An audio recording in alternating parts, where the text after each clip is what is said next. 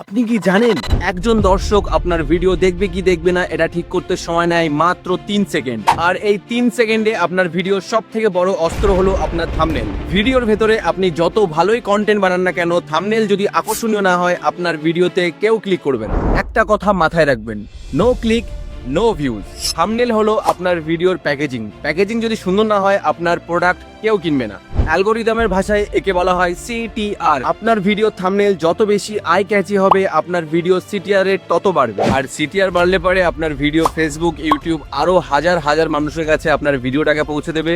তার মানে একটাই, থাম্বনেল হচ্ছে ভিডিও ভাইরাল করার প্রথম সিঁড়ি। তো একটা ভালো থাম্বনেল কি করে বানাবেন, এই 3টে জিনিস আপনি মাথায় রাখুন। আপনার ভিডিওর থাম্বনেল যেন হাই কোয়ালিটি আর খুব ক্লিয়ার হয়। থাম্বনেলের উপরের টেক্সট যেন খুব বড় এবং সহজে পড়া যায়, এবং আপনার থাম্বনেল যেন একটা ইমোশন আর একটা কৌতূহল তৈরি করে যাতে আপনার অডিয়েন্স আপনার ভিডিওটাকে দেখে। তাই ভিডিও এডিটিং এ যতটা সময় দেন তার অর্ধেক সময় দিন থাম্বনেল এডিটিং এ।